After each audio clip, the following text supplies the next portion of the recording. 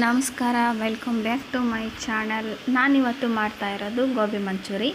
ಇದು ತುಂಬ ಟೇಸ್ಟಿಯಾಗಿರುತ್ತೆ. ರೋಡ್ ಸ್ಟೈಲಲ್ಲಿ ಯಾವ ರೀತಿ ಇರುತ್ತೆ ಅದೇ ರೀತಿ ಮಾಡ್ತಿದ್ದೀನಿ. ಬಟ್ ಯಾವುದೇ ರೀತಿಯ ಹೊರಗಿನ ಇಂಗ್ರೀಡಿಯೆಂಟ್ಸ್ ಬಳಸ್ತಿಲ್ಲ, ಮನೆಯಲ್ಲೇ ಇರೋದನ್ನು ಬಳಸಿ ಮಾಡ್ತಾಯಿದ್ದೀನಿ. ಸೊ ಯಾರೆಲ್ಲ ನೋಡ್ತಿದ್ದೀರಾ ದಯವಿಟ್ಟು ಸಬ್ಸ್ಕ್ರೈಬ್ ಮಾಡಿ, ಶೇರ್ ಮಾಡಿ, ಕಮೆಂಟ್ ಮಾಡೋದನ್ನು ಮರಿಬೇಡಿ.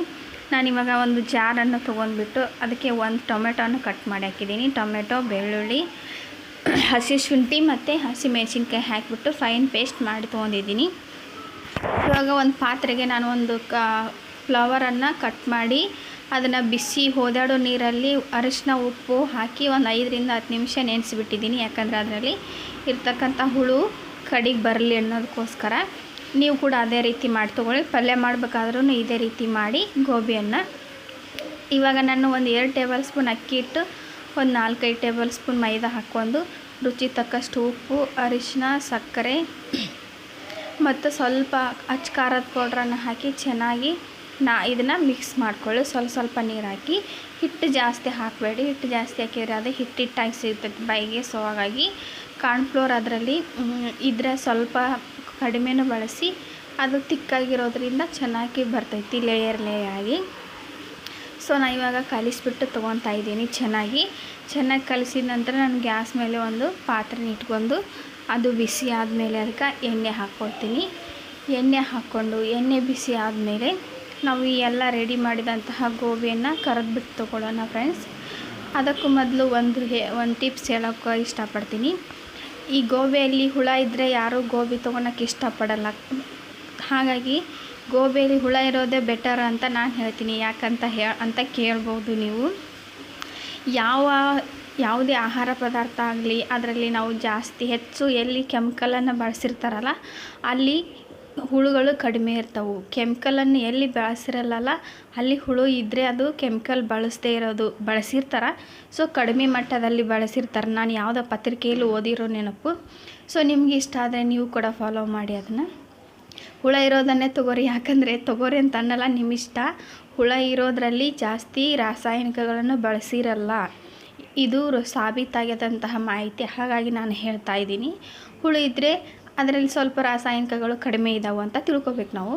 ಅದು ಹುಳು ಇದ್ದಾವೆ ಅಂತ ಬಿಡೋದಲ್ಲ.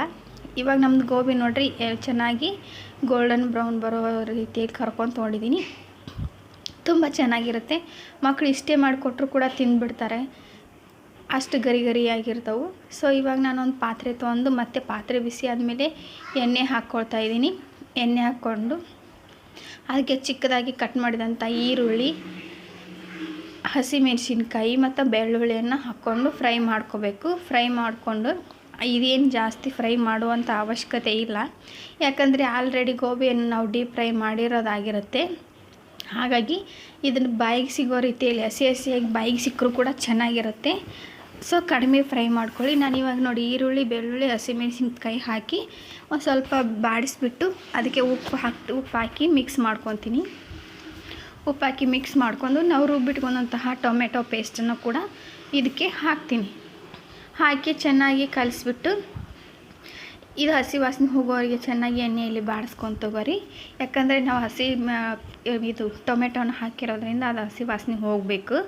ಆಮೇಲೆ ಖಾರದ ಪೌಡರ್ ಮತ್ತು ಡಾರ್ಕ್ ಸೋಯಾ ಸಾಸ್ ಹಾಕ್ತಾಯಿದ್ದೀನಿ.